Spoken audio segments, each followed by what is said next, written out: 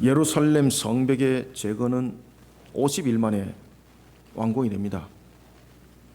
이것은 그 어느 누구도 예상하지 못했던 상상을 초월하는 그러한 기간이었습니다. 그러니 예루살렘 성벽의 52일간의 재건의 완공이라는 부분에 대해서 산발락과 도비아는 두려움에 떨었고 그 주변의 모든 이방인들은 두려워했다라고 성경은 증거하고 있습니다. 이런 52일 만에 성벽 재건을 마친 느헤미야, 성벽 재건을 마친 것으로서 기쁨을 만끽하지 않습니다. 이제는 목표 달성했어 이렇게 해서 그가 멈추지 않습니다. 성벽을 재건한 것은 하나님과 관계의 회복이 문제였다면 이제는 이스라엘 전체에 문제가 있었습니다. 느헤미야는 두 가지의 조직을 정비합니다. 첫 번째는 전체적 구성적 측면에서 조직을 재정비합니다. 예루살렘 성벽이 허물어지고 성문이 불탄 속에 있으니까 사람들이 예루살렘에 머물지 않는 겁니다. 그 처음부터 외곽으로 그냥 흩어져 있는 겁니다. 그 성벽을 재건을 했지만은 성문을 이제 복원을 시켰지만은 예루살렘에 거주할 사람이 없는 겁니다. 그래서 느헤미야가 1차 포로기한과 2차 포로기한에 대한 명단들을 전부 다 파악을 다 합니다. 그리고 조직을 정비할 때에 지도자를 세웁니다. 오늘 우리 그리심교회에 임직을 하는 우리 박종민 집사님을 안수집사로 세웠던 것처럼 조직을 정비할 때 지도자를 딱 세웁니다. 그리고 관할 구역을 정할 뿐만 아니라 그 속에 사람들을 전부 다 이주시킵니다.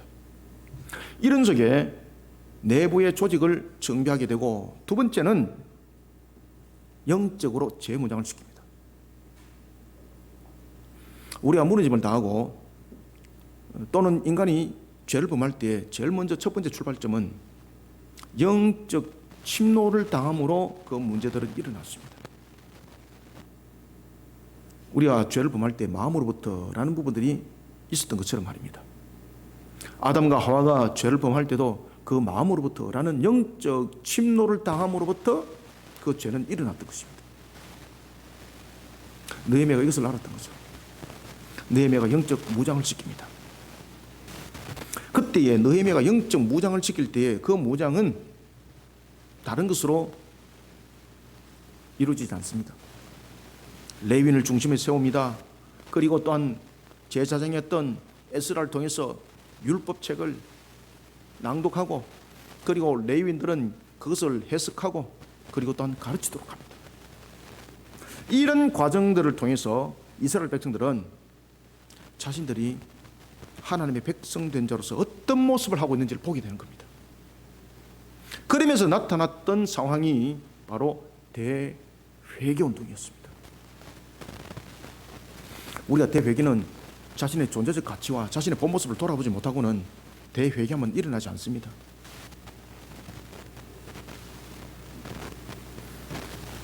자신들의 대회개 속에서 자신들의 모습을 돌아보고 그리고 또한 자신들에게 늘 다가왔던 하나님을 비춰보니까 하나님은 늘 이스라엘에게 은혜를 베풀고 계셨습니다.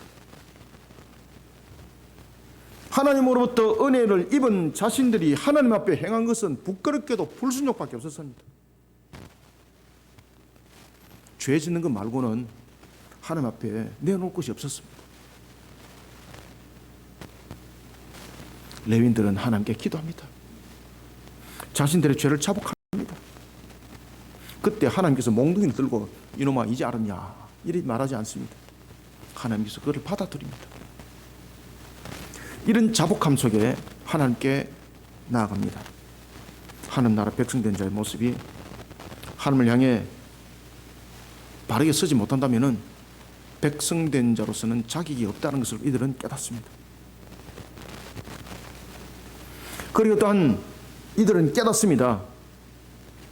하나님의 나라의 백성된 자는 자신들의 권위와 권세만을 말하는 것이 아니라 바로 의무와 책임이 더 강하게 작용한다는 것. 그리고 또 하나 그들이 깨닫습니다.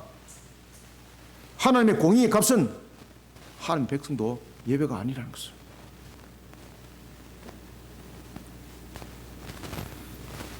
그들은 이와 같이 영적 대각성 운동을 통해서 하나님을 향한 자신들의 가치를 말하고 하나님께 은혜를 구하기 전에 먼저 나는 누구인가를 돌아보게 합니다. 나는 누구인가? 나는 누구인가라는 부분에 대해서 우리는 존재 가치를 말할 때에 하나님을 떠나서는 말할 수가 없습니다. 나는 누구인가라는 부분들을 통해서 이야기할 때 이스라엘은 하나님과 관계적 측면에서 언약을 말할 때에 그 강조점은 언약을 앞세워서 자신들의 권위와 자신들이 누릴 것을 말하면 안 됩니다. 언약을 말할 때에 나는 누구인가라는 걸 통해서 백성이라는 것을 먼저 상기시키게 합니다. 나는 누구인가? 하나님의 백성이라는 것. 하나님의 백성된 자로서 우리는 절대 잊지 말아야 될 세 가지가 있습니다. 하나님께 요구사항을 나열하기 전에 마치 하나님 앞에 빚을 청구하듯이 청구서 쫙 적어가지고 기도 제목 100가지 적어가지고 매일 그것만 가지고 기도하기 전에 먼저 백성된 자의 자세를 돌아봐야 됩니다. 우리는 하나님께 기도할 때에 마치 청구서를 적듯이 나열을 시켜놓습니다. 목표 달성 쫙 꺼놓고 기도 제목 100가지, 한 가지 달성, 두 가지 달성, 세 가지 달성. 기가 막힌 거죠. 하나님은요, 우리의 부족함과 우리의 필요를 이미 다 알고 계십니다. 그래서 하나님께서는 늘 기도할 때에 백성된 자의 모습을 늘 돌아보라고 말합니다. 그래서 기도는 늘 신앙이 되어야 됩니다. 신앙이. 요구사항을 관찰하는 것이 아닙니다. 그러니까 이게 기복이 되는 겁니다. 아시겠습니까? 그러니까 말씀에 신앙이 안 되고 교리를 배우려고 하지 않는 겁니다. 하나님의 백성된 자로서 우리는 절대 잊지 말아야 될 세 가지가 있습니다. 우리는 하나님께 요구사항을 나열하듯이 나열사항을 적어서 제시하는 백성이 되어서는 안 됩니다. 우리는 하나님께 나열하듯이 마치 청구서를 제출하여서 외상 또는 빚을 갚듯이 그렇게 하나님께 요구하는 것은 신앙이 아닙니다. 우리는 백성된 자세를 잊지 말아야 합니다.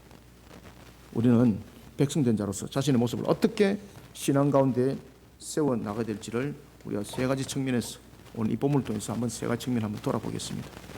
먼저 우리가 32절 한번 읽읍시다. 시작. 우리 하나님이여 광대하시고 능하시고 두려우시며 언약과 인자하심을 지키시는 하나님이여 우리와 우리 왕들과 방백들과 제사장들과 선자들과 조상들과 주의 모든 백성이 아수르 왕들의 때로부터 오늘까지 당한 모든 환난을 이제 작게 여기지 마옵소서. 아멘. 이게 여러분 무슨 말인가 아십니까? 이게 북이스라엘이 멸망당하고 자신들이 지금까지 왔던 그 내용들을 지금 이야기를 하고 있는 겁니다. 북이스라엘을 통해서 그들이 멸망을 당했습니다. 북이스라엘을 통해서 그들이 아수르에서 멸망을 당할 때에 BC 722년에 이 사건 왜 멸망을 당했냐 말입니다. 그리고 또한 이 내용은 바빌론으로부터 멸망당한 BC 586년을 다루고 있습니다. 왜 멸망을 당했냐 말입니다. 그리고 자신들은 포로 상태에 여전히 놓여 있습니다. 왜 그런 상태가 됐냐 말입니다. 그래서 오늘 본문서에 보면은 언약도 놓지만은 무엇이 놉니까? 모든 부분에서 당한 환란이 어떻게 일어나는가를 자신들이 돌아보는 거예요. 그래서 여기서 이제 작게 여기지 마옵소서라는 것은 지금까지 우리가 환란을 많이 당했으니까 이제 좀 좋게 좀 해결 좀 해주세요 이 말이 아닙니다. 여러분들, 우리는 제일 먼저 32절부터 33절 통해서 첫 번째, 하나님은 자기 백성을 향해서 분명히 언약과 인자하심을 성실히 지킵니다. 그런데 오늘 32절과 33절에서 우리가 분명히 발견하고 들어가야 될 것이 있습니다. 특히 32절에서 보면 자신들이 아수르에서 짓밟힘을 당하고 지금까지 돌아왔습니다. 하나님이 이것을 작게 여기지 마옵소서. 그러면서 33절 보십시오. 그러나 이렇게 말해요. 그러나 우리가 당하는 모든 일들은 무엇입니까? 공의로우신 하나님 앞에 우리가 악을 행했기 때문이라는 거예요. 우리는 먼저 첫 번째 32절부터 33절 통해서 하나님은 자기 백성을 향해서 분명히 언약과 인자하심을 성실히 지키시는 것은 확실합니다. 그런데 이것을 가지고 요구사항 속에 마치 외상 청구하듯이 하나님 앞에 요구하시면 안 됩니다. 왜 그런가 하면 뒤에 것이 중요합니다. 그것은 뭔가 하면은 공의로우신 하나님을 반드시 기억하셔야 됩니다. 그리고 공의로우신 하나님은 그 공의로우심을 반드시 펼쳐나간다는 것을 백성으로서 잊지 마셔야 됩니다. 레위인들은 기도를 하면서 이스라엘의 역사를 돌이켜봅니다. 뭐 그 사람들이 역사 공부를 시켜야 되겠다 이런 생각 속에서 지금 이거 역사 되짚는 것도 아닙니다. 그들은 이스라엘의 태동에서부터 현재까지 이스라엘의 역사는 언약의 관점 속에 놓여 있다는 것을 돌이켜봅니다. 자신들은 분명히 언약을 통해서 특별한 자격을 가진 자라는 것을 돌아보는 거죠. 그런데 여기서 맹점이 생긴 겁니다. 분명히 언약 속에서 자신들은 세상으로부터 구별된 자들이었습니다. 특별한 자들이었습니다. 그런데 언약을 통해서 자신들의 존재와 가치만을 설명하면 안 됩니다. 하나님은 언약을 통해서 무엇을 계속해서 설명하고 있었을까요? 이스라엘은 언약을 통해서 자신들의 존재와 가치만을 부각시켰습니다. 그런데 하나님은 중요한 것은요, 언약을 통해서 무엇을 말씀하고 계시는가 하면 백성을 강조하고 있습니다. 백성을. 그 보는 관점이 달라지는 거예요. 아시겠습니까? 하나님은 분명히 언약을 통해서 자기 백성을 지키고 자기 백성에게 인자를 베푸시고 계셨지만은 이스라엘은 백성된 자로서의 자신의 위치를 망각해버립니다. 그래서 이런 부분들이 망각해버리니까 자신들이 하나님 앞에 죄를 범하고도 두려움이 없는 거예요. 율법을 지키지 않고도 자신들은 율법을 외웠기 때문에, 율법을 알기 때문에 이것이 전부인 줄 알고 있는 거예요. 그러면서 기복적 신앙으로 막 빠지고 말도 안 되는 짓들을 하고 있는 거예요. 백성된 자로서의 자신의 위치를 망각해버리는 그 모습, 자신들이 가질 것만 생각하고 정작 자신들이 취해야 될 백성된 자로서의 모습은 잊어버렸던 겁니다. 이것이 바로 두 사건의 발단이 됐던 겁니다. 자신들이 가질 것만 생각하고 자신들이 취할 것만 생각하고, 그러니까 하나님이 형식적으로 되어버리고 백성된 자세로서의 모습은 전부 다 잃어버리고, 이런 사건이 멸망으로 나타나게 됩니다. 첫 번째는 열왕기하 17장에 보면은 북이스라엘이 아수르에서 멸망을 당하는 BC 722년의 사건이 나타났습니다. 그런데 이 상태 속에서도 정신을 차리지 못하는 겁니다. 연이어서 열왕기하 25장, 바벨론에 의하여서 유다 예루살렘이 멸망을 당하는 BC 586년의 역사. 오늘 이 본문은 32절은 그 이야기를 하고 있는 겁니다. 이 두 역사가 모두 백성된 자의 자격을 상실함으로 나타난 결론이었습니다. 아수르에서 짓밟히고 바벨론에서 무너지고 결국은 그들에게 남은 것은 포로, 주권도 없고 어떤 권위와 권세도 없는 그런 포로. 그런데 이것으로 끝나지 않았습니다. 느헤미야가 있던 페르시아 제국에 이르기까지 그들은요, 이방인들로부터 온갖 압제와 수모를 당하고 그런 속에 살아갑니다. 이 모든 것들이 백성된 자로서의 자격을 상실했던 자신들을 향한 공의의 값이었습니다. 그래서 33절에서 그 이야기를 딱 하는 겁니다. 그러나 우리가 당한 모든 일에 주는 공의로우시니. 아멘. 아시겠습니까? 하나님과 특별한 관계를 주장할 줄만 알았지 정작 백성된 자의 삶에 대해서는 책임과 의무를 다하지 못했던 부끄러운 이스라엘의 모습, 결국은 공의 속에 무너졌습니다. 32절과 33절을 우리 함께 읽읍시다. 시작. 우리 하나님이여 광대하시고 능하시고 두려우시며 언약과 인자하심을 지키시는 하나님이여, 우리와 우리 왕들과 방백들과 제사장들과 선지자들과 조상들과 주의 모든 백성이 아수르 왕들의 때로부터 오늘까지 당한 모든 환난을 이제 작게 여기지 마옵소서. 그러나 우리가 당한 모든 일에 주는 공의로시니 우리는 악을 행하여 싸우나 주께서는 진실하게 행하셨음이니이다. 아멘. 하나님이 공의로신 것은 자기 백성 또한 하나님의 공의의 저울추에서 예외가 될 수 없다는 것을 말하고 있습니다. 하나님의 백성은 출애굽기 19장 6절에 따르면 거룩한 백성으로 구별된 자들입니다. 따라서 하나님의 백성은 특별히 축복받은 자임은 분명히 많습니다. 신명기 4장 7절이 증거하고 있습니다. 이런 자기 백성을 향해서 하나님은 분명히 언약에 성실하십니다. 인자하시기를 멈추지 않습니다.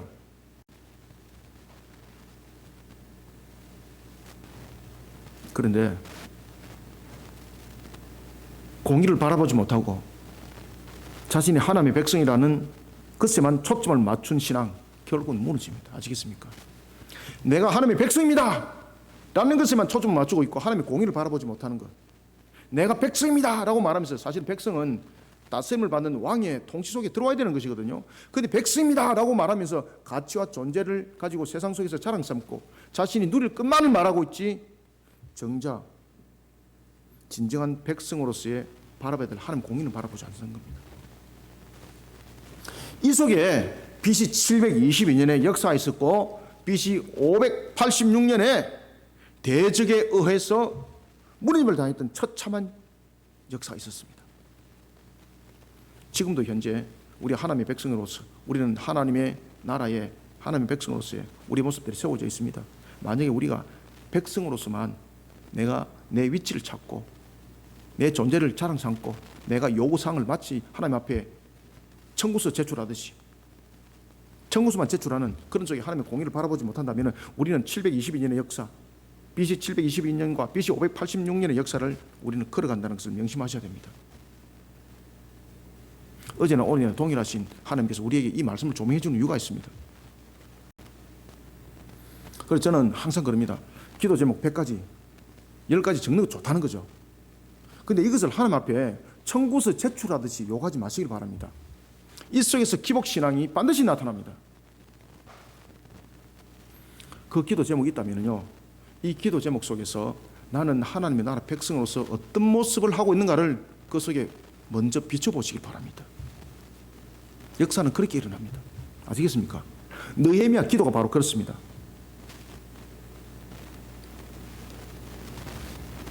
느헤미야 기도는 항상 하나님의 공의를 벗어나지 않습니다. 느헤미야 기도는 하나님 앞에 요구사항 제출하는 것이 아닙니다. 분명히 느헤미야는 하나님 앞에 구합니다. 그런데 느헤미야의 기도를 잘 보십시오. 구할 때 청구서 내지 않습니다.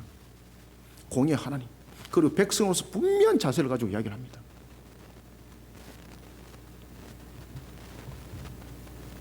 공의를 바라보지 못하고 내가 백성으로서 마치 하나님 앞에 외상값 가듯이 기도 제목 100개, 목표 달성, 이거 한 달 만에 완성해야 돼, 6개월 만에 완성해야 돼, 이런 신앙 결국은 우리를 BC 720년의 역사로 BC 586년의 역사로 끌고 갑니다. 아시겠습니까? 그래서 저는 여러분들에게 그렇게 말씀드립니다. 기도 제목 목표 달성하듯이 적어놓고 성취됐고 이거 잘 안 됐고 그 체크가 아니다. 항상 내가 하나님의 백성으로서 내 모습이 어떤 것인가를 말씀의 거울에 먼저 조명해보는 신앙이 되라. 그것이 더 중요하다. 하나님은 우리의 부족함과 우리의 필요하심을 아십니까 모르십니까? 알고 계십니다. 우리의 간절함이 물론 우리의 필요를 담겨 놓을 때도 항상 백성의 자세로서 왕을 돌아보면서 우리는 기도할 수 있어야 됩니다. 그래야만이 무너진 곳에도 하나님의 뜻이 있다는 것을 알게 되는 거거든요. 때로는 무너진 것이 세상적 측면에서 보면은 완전히 끝장이라고 말하지만 하나님은요, 무너진 것 속에서 응답하고 계시는 것이 있거든요. 나의 죄를 돌아보게 한다면 나의 죄를 돌아보게 하시고, 또한 무너진 속에서 새싹이 나게 하는 기가 막힌 일들을 하게 되면 그 모든 과정들을 보이게 하세요. 그게 여러분 느헤미야 속에서 나타난 것 아니겠습니까?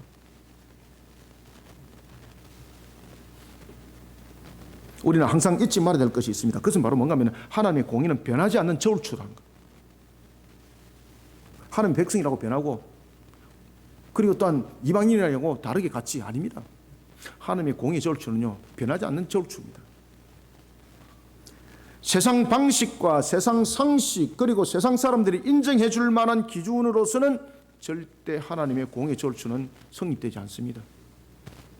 그래서 여러분들이 세상 사람들이 인정해 주고 그리 할지라도 하나님의 백성으로 먼저 비춰보시길 바랍니다. 그 값에 미달되면요, 그건 인정받지 못합니다.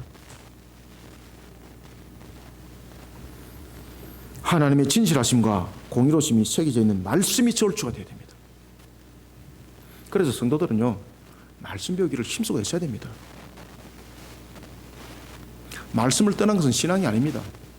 신앙기가 같지만 신앙이 아닙니다. 죄송합니다만. 그래서 저는 말씀의 중심이 안 세워지면 신앙기가 같지만은 위장된 신앙이라 저는 그렇게 말합니다. 그 신앙 아닙니다, 여러분들. 그 신앙 똥 그쵸? 아닙니다, 여러분들. 제가 신앙을 20년 했습니다. 30년 했습니다. 아닙니다, 여러분들. 하나님의 말씀이 저울로 작용해야 됩니다. 그래서 기도할 때도 항상 성경적 내용을 가지고 기도하시기 바랍니다. 이것이 훈련이 되어야 됩니다. 아시겠습니까? 성경적 내용을 가지고 기도할 수 있어야 됩니다. 사랑하는 성도 여러분, 하나님은 자기 백성을 향해 언약과 인자하심을 성실히 지키십니다. 그리고 공의로우신 하나님으로 자신의 모습을 펼쳐 나가신다는 사실을 잊지 않으셔야 됩니다. 아시겠습니까? 여기서 나는 백성된 자로서 말씀 안에 머무는 자가 되어야 된다는 것을 늘 잊지 마시길 소망합니다. 두 번째는 34절을 읽습니다. 시작. 우리 왕들과 방백들과 제사장들과 조상들이 주의 율법을 지키지 아니하며 주의 명령과 주께서 그들에게 경계하신 말씀을 순종하지 아니하고 아멘. 놀라울 사건이 벌어졌습니다. 여러분, 주님의 말씀을 가르치고 주님의 말씀을 지켜 준행하는 데 있어서 누구보다도 모범이 될 사람들이 지금 안 지키고 있다는 겁니다. 그럼 정말로 이들이 안 지켰을까요? 아닙니다. 형식적으로 누구보다 잘 지켰던 사람들입니다. 아시겠습니까? 신앙으로 지금 안 지켰다는 이야기. 신앙으로 하나님 다 아시는 거죠. 하나님 다 아시는 거죠. 얼마나 하나님이 볼 때 배은망덕하겠습니까? 그죠? 우리가 대체로 배은망덕하다 말할 때 어떤 소리를 어떤 사람들이 그런 말을 씁니까? 아니, 마치 하는 것처럼 해놓고 다른 짓 하고 있고, 그죠?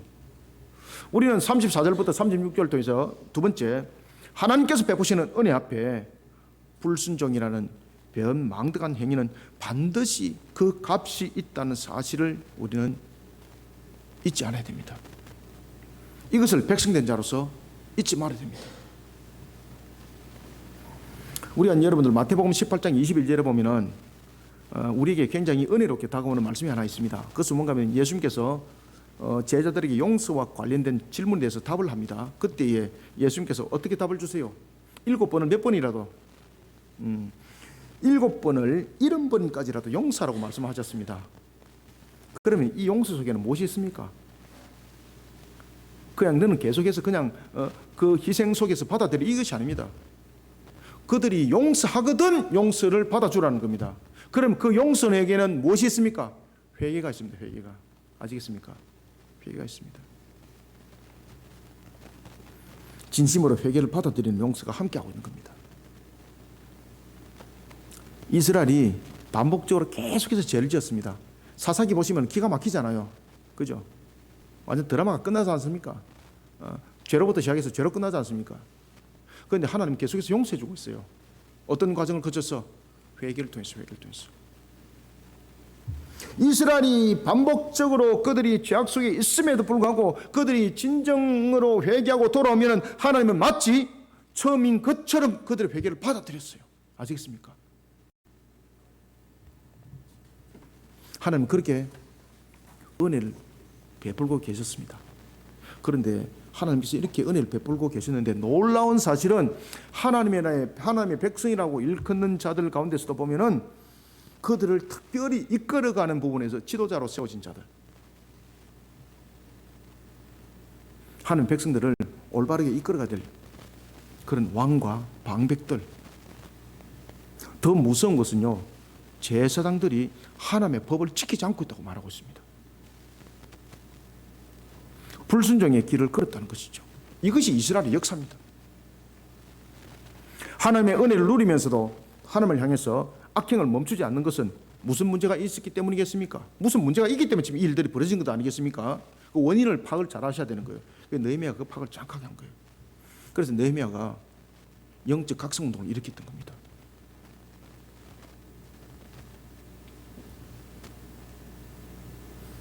분명히 그들이 하나님으로부터 은혜를 받았습니다. 은혜를 또한 누리고 있습니다. 그리고 하나님의 법도와 계명을 분명히 지키고 있습니다. 그런데 오늘 느헤미야에서 보면은 그들이 하나님의 법도와 규례를 안 지키고 있다고 말하고 있습니다. 죄를 범하고 있다고 말하고 있습니다. 무엇이 문제이기 때문일까요? 주를 섬기지 않는다고 말하고 있습니다. 분명히 그들이 주를 섬기는데 주를 섬기지 않는다고 말하고 있습니다. 분명히 그들은 신앙 속에서 행동한다고 그 행동을 했는데 주님께서는 악행을 멈추지 않는다고 말하고 있습니다. 왜 이런 일들이 벌어졌을까요? 무엇이 문제가 됐을까요?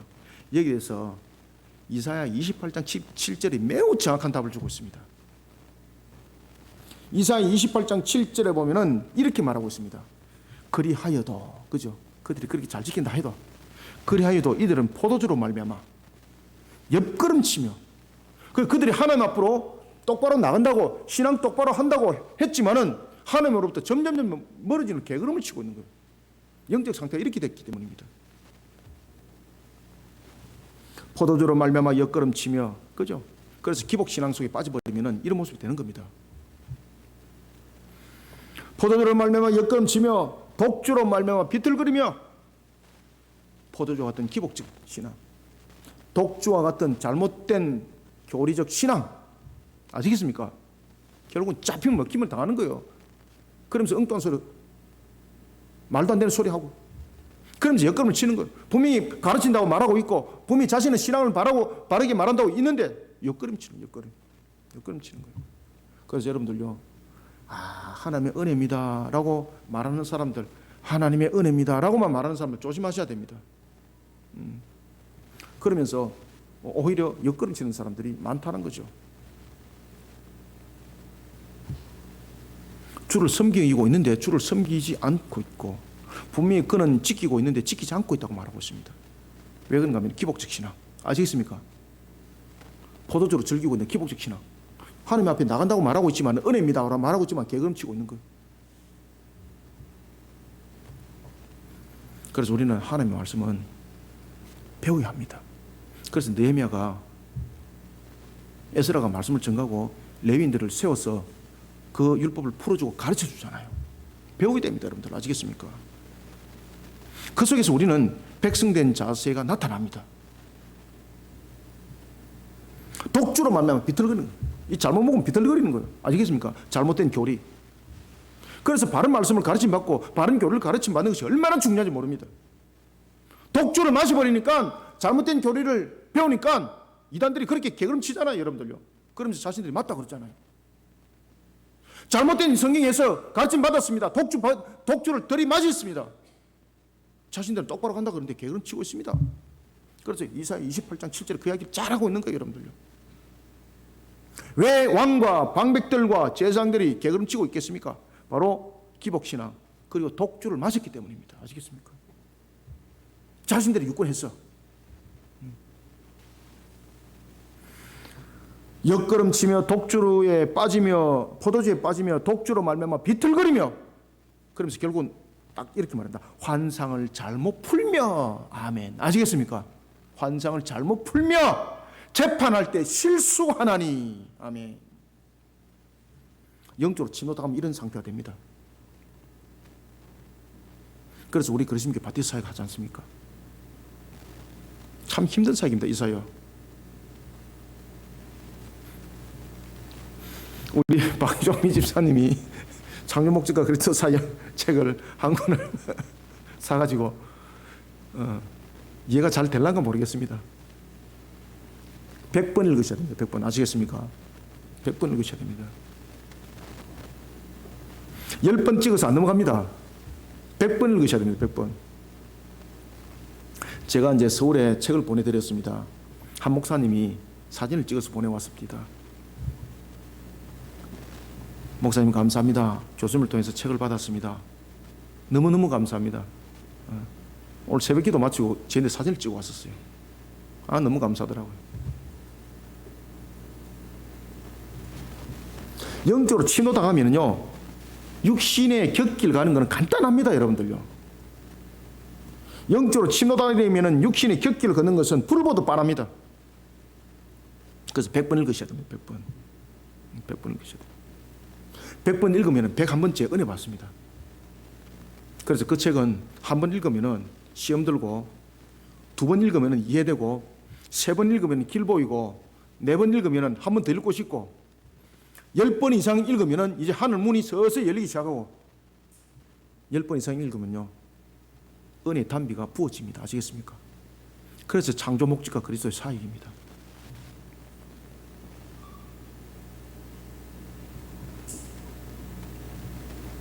영적으로 침노당하게 되면 불신령 길을 분명히 걷는데 이것이 삐딱길로 걷는지 모르는 겁니다. 자신은 바른 길로 걷고 있다고 착각을 하고 있는 겁니다. 그러니 죄악된 불의 앞에도 두려움이 없는 겁니다. 하나님을 향한 두려움이 없는 거예요. 하나님을 바라보는 무서움이 없는 겁니다. 그냥 하나님이 친구야. 하나님은 너를 좋아하셔. 요것만 달달하게. 아시겠습니까? 포도주시나. 하나님은 너를 사랑하셔. 공의는 말 안 하는 거예요. 독주만 갖다 부어먹고. 큰일 납니다. 하나님 앞에 두려움이 있어야 합니다. 하나님 앞에 무서움이 있어야 합니다. 그런데 하나님 앞에 두려움이 없고 하나님 앞에 무서움이 없으니까 그 결과 나타난 것이 무엇입니까? 하나님께서 축복하셨던 곳으로부터 누리는 자가 아니라 오히려 비참하게 종이 되어 버렸습니다. 그것이 이들의 지금 고백입니다. 지금 34절부터 36절 한번 읽읍시다. 시작. 우리 왕들과 방백들과 제사장들과 조상들이 주의 율법을 지키지 아니하며 주의 명령과 주께서 그들에게 경계하신 말씀을 순종하지 아니하고 그들이 그 나라와 주께서 그들에게 베푸신 큰 복과 자기 앞에 주신 넓고 기름진 땅을 누리면서도 주를 섬기지 아니하며 악행을 그치지 아니하였으므로 우리가 오늘날 종이 되었는데 곧 주께서 우리 조상들에게 주사 그것의 열매를 먹고 그것의 아름다운 소산을 누리게 하신 땅에서 우리가 무엇이 됐다? 종이 되었나이다. 아멘. 분명히 하나님께서 축복했습니다. 하나님께서 누리라고 한 그 땅에서 종되어버렸습니다. 아시겠습니까? 포도주와 독주가 그렇게 무서운 겁니다. 하나님께서 축복하셔서 주인되라고 했는데 놀랄 사실은 그곳에서 종되어버렸습니다. 이거 웃을 일 아닌데 정말 웃음이 나옵니다. 정말로. 왜냐하면 기가 막히거든요. 지금 그런 종이 되는 비참함에 이르지 않도록 우리는 영적으로 자신을 무장시켜야 됩니다. 에베소서 6장 11절은 여기에 대해서 답을 주고 있습니다. 마귀의 간계에 능히 대적하기 위해서 무엇을 입어라? 하나님의 갑주를 입어라. 아멘. 복음으로, 믿음으로, 구원의 확신으로, 말씀으로 영적으로 무장해야 됩니다. 하나님께서 베푸신 은혜 앞에 불순종하는 배은망덕한 행위는 반드시 그 값이 있다는 사실을 잊지 말아야 됩니다. 영적으로 자신을 무장시켜 이 사실을 철저히 각인시키는 백성이 되기를 소원합니다. 마지막으로 37절 한번 읽읍시다. 시작. 우리의 죄로 말미암아 주께서 우리 위에 세우신 이방 왕들이 이 땅에 많은 소산을 얻고 그들이 우리의 몸과 가축을 임의로 관할하오니 우리의 곤란이 심하오며. 아멘. 그래서 여러분들 느헤미야서 이 부분들 이 이스라엘에 대한 전체적인 이 언약적 관점이라는 백성에 대한 관점을 모르게 되면 이 내용들이 이해가 잘 되지 않습니다. 근데 제가 여러분들이 지금 집어주는 이 부분들을 분명히 인식하고 들어가게 되면요, 이 장면 속에서 어마어마한 지금 사실들이 하늘의 문들이 열리는 놀라운 역사들이 일어납니다.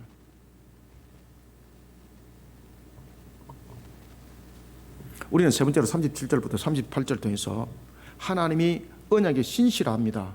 그죠? 하나님이 언약에 신실한 것처럼 하나님 나라의 백성 또한 언약을 지켜 준행하는 데 있어서 한치의 오차도 없어야 한다는 사실을 잊지 않으셔야 됩니다. 하나님 언약을 지키십시오 막 기도하잖아요. 언약에 신실하신 하나님 지키십시오. 그러고 자기는 하나도 안 지키고 아시겠습니까? 우리가 이런 기도를 너무 많이 한다는 거죠. 우리가 너무 이런 신앙 속에 많이 젖어 있다는 거죠. 그게 개그름 치는 거예요. 하나님, 신실하신 하나님, 언약이 확실하신 하나님, 이런 말 해놓고 자기는 언약 안 지키고, 자기는 하나님 앞에 절대 안 신실하고, 절대 백성된 자로서의 자세는 다 잊어버리고. 여러분들, 우리는요, 하나님의 언약에 신실하시고 확실한 것처럼 우리 또한 백성으로서의 한치 오차도 없이 이 언약을 지켜 준행한 자들 되어야 됩니다. 레위인들은 기도문을 통해서 자신들이 현재 당하는 고난은 하나님을 향한 죄악으로 말미암았다는 것을 고백합니다. 그런데 그 죄가 과거 조상으로부터만 죄가 아니라는 겁니다. 그럼 조상으로부터 죄만 있으면 자신들은 억울하잖아요. 근데 자신들 딱 돌이켜보니까 놀라운 것은 과거의 조상들이 저질렀던 그 죄를 자신들이 모판처럼 똑같이 하고 있더라는 것입니다. 똑같이 살짝 변형해가지고. 그러니 37절에서 이렇게 말합니다. 우리의 죄로 말미암았습니다. 현재 자신들의 모습 또한 고난의 원인을 제공하고 있다는 것을 그들은 알게 된 거죠. 그래서 영적 각성이 굉장히 중요합니다.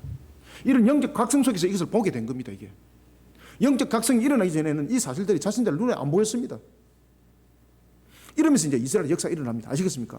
이러면서 이제 뒤에 넘어가면 13장에 뒤에 이제 넘어가게 되면 그 이후에 이제 넘어가게 되면 해 뜨는 때부터 해 지는 데까지 그런 놀라운 이제 그런 은혜의 장면들이 이제 일어납니다. 이제.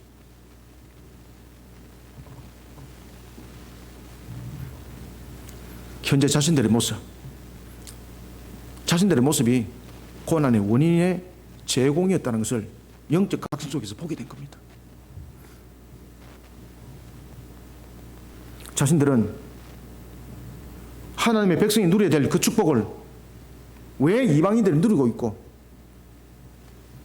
왜 자신들이 다스림을 받는지, 왜 이런 말도 안 되는 상황이 벌어졌는지 하나님께서 불만도 많이 했습니다.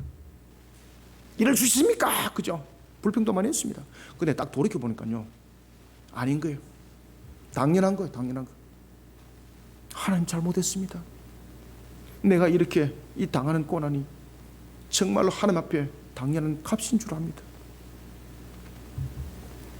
그들은요, 하나님의 축복한 땅에서 종되었고, 심지어 사마리아와 그리고 시리아 그리고 아라비아 지역에 다스리는 총독으로부터 통치를 당할 뿐만 아니라 수모를 겪는 겁니다. 수모를. 온갖 수모를, 심지어 땅과 소산에 대한 것들과 자신들의 가축과 노동력까지 착취를 당하는 겁니다. 경제적 압박을 당하는 거죠. 왜 이런 일들이 벌어지는가 말입니다. 왜 이런 일들이, 하나님의 축복하신 그 땅에서 왜 이런 일들이 벌어지는가 말입니다. 그러면서 그들은요, 하나님 앞에 원망을 했거든요. 근데 나중에 딱 돌아보니까 자신들이 백성으로서 바로 서지 못한 값이었어요. 느헤미야는 이것을 알게 만듭니다. 느헤미야를 통한 성벽 재건과 성문의 회복과 함께 일어났던 영적 회복, 각성운동, 자신들의 참모습을 찾는 중요한 터닝포인트가 됐습니다. 하나님의 언약이 신실했던 것처럼 자신들 또한 언약을 준행하는 데 있어서 한치 오차도 없이 지켜나갈 것이 다짐되어지고 각오되어집니다. 이러면서 오늘 본문에 보면은 자신들의 의지 결단을 세웁니다. 그리고 인을 칩니다. 자, 37절부터 38절 두 절을 읽습니다. 시작. 우리의 죄로 말미암아 주께서 우리 위에 세우신 이방 왕들이 이 땅에 많은 소산을 얻고 그들이 우리의 몸과 가축을 임의로 관할하오니 우리의 곤란이 심하오며 우리가 이 모든 일로 말미암아 이제 견고한 언약을 세워 기록하고 우리 방백들과 레위 사람들과 제사장들이 다 임봉하나이다 하였느니라. 아멘. 하나님과 사람 사이에 맺어지는 언약은 동등한 입장에서 맺어지는 것이 아닙니다. 하나님의 은혜가 수반되지 않고는 죄악된 모습을 하고 있는 사람과 언약은 성립되지 않습니다. 하나님과 이스라엘 사이에 맺었던 언약 또한 동일합니다. 여기에 한 가지가 더 붙어야 됩니다. 그것은 뭔가 하면은 하나님과 이스라엘 백성들, 다시 말하면 하나님과의 우리의 언약 관계. 우리는 이 언약 속에서 항상 잊지 말아야 될 것이 있습니다. 그것은 바로 백성이라는 단어입니다. 아시겠습니까? 백성이라는 단어입니다.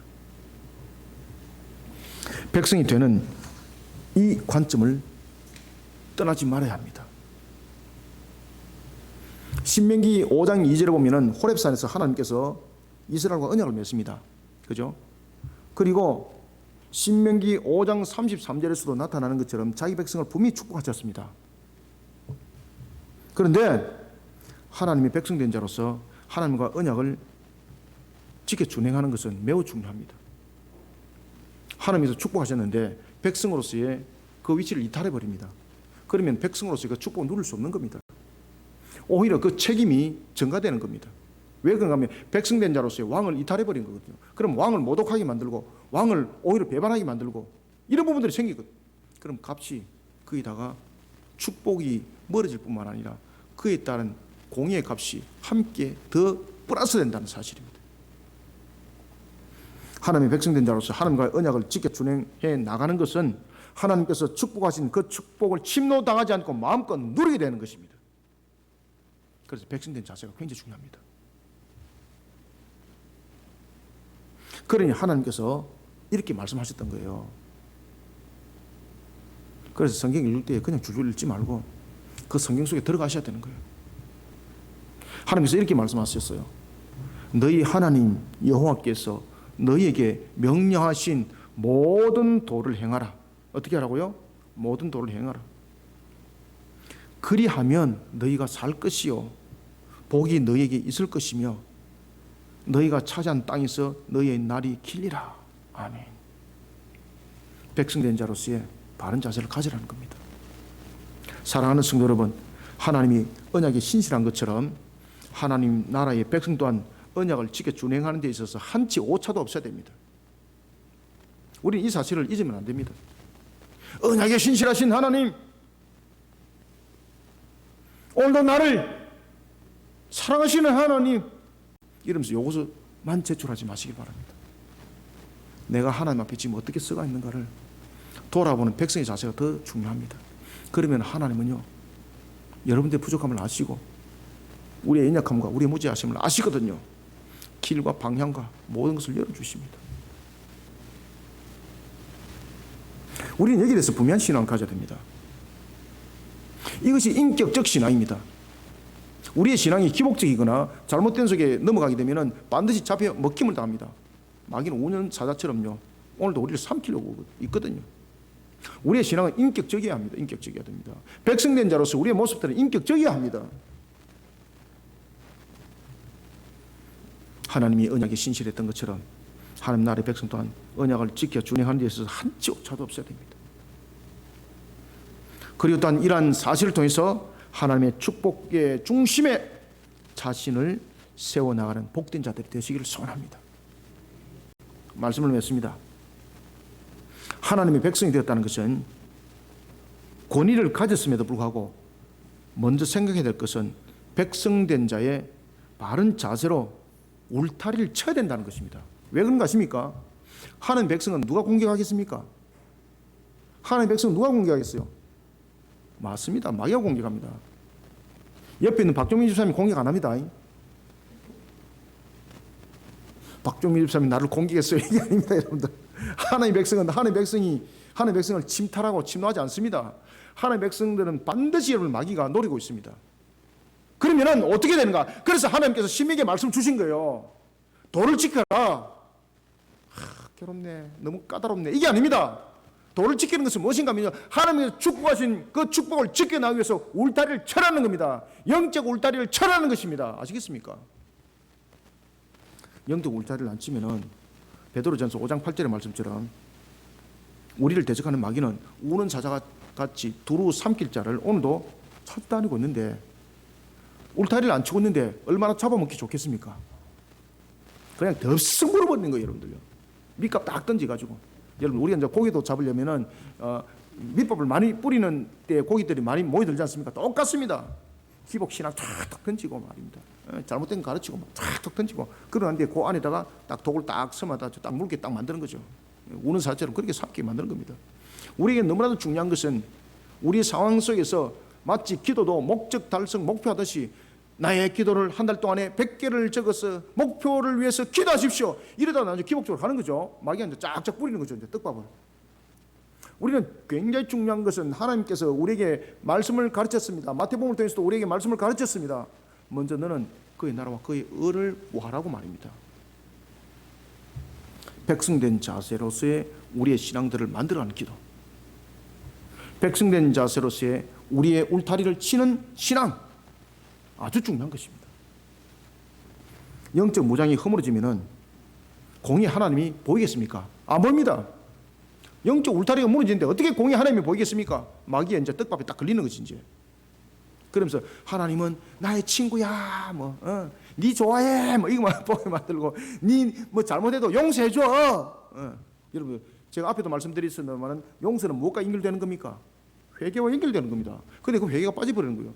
네가 잘못해도 용서해줘. 요것만 딱 이야기를 하는 거예요. 이런 번이라도 용서해줘. 아시겠습니까? 영적 무장이 허물어버리면 공의 하나님 보이지 않고 이제 기복 속에서 넘어지는 겁니다. 이제. 자기가 해석하고, 자기가 그냥 육군 해석하고, 그리고 자기가 해석하는 하나님만 바라보려는 경향들이 생겨나기 시작하는 겁니다. 자기가 해석하는 하나님만 보려고 그러는 거예요. 반드시 무너짐을 당합니다. 백성의 바른 자세를 가져야 됩니다. 그래야지 공의의 하나님 바르게 보입니다. 하나님은 분명히 은혜를 베풀고 계십니다. 계속해서 은혜를 베풀고 계십니다. 그런데 백성된 자로서의 자세를 가지지 못하니까 계속해서 불순종의 개걸음을 치고 있는 거예요. 개걸음을. 백성된 자로서의 하나님의 언약 안에 자신을 세워야 백성으로서 누리는 축복을 누리게 되는 겁니다. 그래 하나님이 울타리를 치라 그러지 않습니까? 말씀을 통해 그 길을 느헤미야처럼 찾아가는 백성된 자의 바른 가치관을 찾아가는 우리 모든 성도들이 되시기를 주님의 이름으로 축원합니다. 살아계셔서 역사하시는 주님, 주께서 오늘도 우리에게 은혜 담비를 부어주시니 감사합니다. 하나님이 주신 은혜 속에 오늘도 우리를 세워주시고 주 앞에 영광된 걸음을 걷게 하시니 감사합니다. 성령님, 오늘도 우리에게 기름 부어주시고 은혜 담비 부어 역사하여 주옵소서. 주께서 우리를 이렇게 세우시고 주께서 우리를 인도하셨사오니 하나님, 오늘도 주신 말씀으로 우리로 새롭게 하여 주옵소서. 하나님의 백성된 자로서의 우리의 근본들과 우리의 신앙들이 온전히 바로 세워져 주님의 기쁨이 되기를 소망합니다. 오늘도 주신 말씀으로 우리를 녹여주시고 주신 말씀으로 우리에게 하늘의 문이 열리는 주님의 역사 보게 하여 주옵소서. 예수님의 이름으로 기도드립나이다. 아멘.